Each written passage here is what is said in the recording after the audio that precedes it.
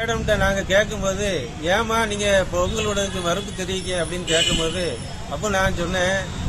எங்களுக்காக நாங்கள் பொங்கலோட வரல, கோயில்ல பசுக்கு பொங்கல் விட்டா இந்த கோயில் நல்லா இருக்கணும், நாட்டு மக்கள் நல்லா இருக்கணும், இந்த பொங்கலை மாட்டுக்கு பொங்கல் விட்டு உணவு கொடுத்து அது சந்தோஷமா இருந்ததுன்னா அது நாடு நல்லா இருக்கும், நல்லா மழை பெஞ்சு எல்லாம் தானியங்கள்லாம் செழிக்கும், கோயிலில் உள்ள தானியங்கள் எல்லாமே மாட்டுக்கு நிறைய தீவனங்கள் வரும், கோயில் நல்லா இருக்கணும், மக்கள் நல்லா இருக்கணுங்கிறதுக்காக தானே நாங்கள் விட்டு உங்ககிட்ட கேட்குறோம், நீங்க என்னன்னா இப்படி சொல்லுதீங்களே அப்படின்னு கேட்கும்போது நீங்க கேட்பீங்க, நாங்க ரோட்ல போற வரவங்களுக்குலாம் நாங்க அனுமதி கொடுக்க முடியாது, அதனால நாங்க பாத்துக்கிட்டோம், அதனால உங்களுக்கு அனுமதி தர முடியாது, என்னமா இப்படி சொல்லுதுன்னு கேட்டா இதுக்கு மேல பேசினா நான் போலீஸ் வர சொல்லி உங்களை எல்லாம் உள்ள பிடிச்சி வச்சிருவேன், இல்ல அப்படின்னா கோயில்ல நாங்கெல்லாம் ஈவாம்மா சொல்லுதாங்க, கோயில்ல அவங்க செடி வளர்க்குறாங்களாம், அவங்க செடியெல்லாம் நாங்க புடுங்கி போடுதோம், மாட்டை விட்டு மாடெல்லாம் தின்னுட்டு போகுதுன்னு சொல்லி எண்ணிய சொல்லி இப்படியெல்லாம் நான் செடியை வளர்றதை தடுக்கிறாங்க அப்படின்னு சொல்லி கம்ப்ளைண்ட் பண்ணி உள்ள தெளிகிறோங்கிறத எங்களை மிரட்டுதாங்க. இதுக்கு மேல நாங்க என்ன செய்யறது பாருங்க. இருந்தாலும் நாங்க தென்காசி ஊர்ல அனைத்து சிவனடியார்களும் சேர்ந்து இப்ப நாங்க முடிவு பண்ணியிருக்கோம், கடந்த 20 வருஷ காலமா இந்த கோயில் கோசாலையில் உள்ள மாட்டுக்கு புல்லெல்லாம் கொடுத்து மாட்டு பொங்கல் விடுற பழக்கம் வருஷமா உண்டு. அது அடியார்கள் நாங்கள் எல்லோரும் சேர்ந்து மாட்டு பொங்கல் விட்டு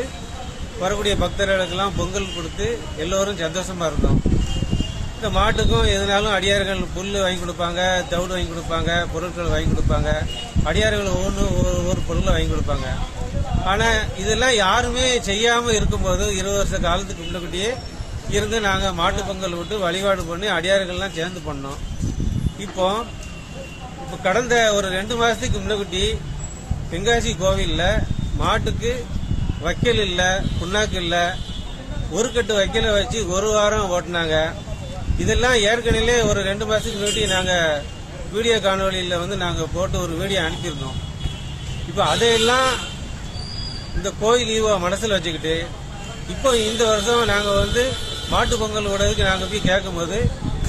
நீங்க மாட்டு பொங்கல் விட முடியாது, உங்களுக்கு மாட்டு பொங்கல் விடுறதுக்கு நாங்க அனுமதி தர மாட்டோம், இல்லம்மா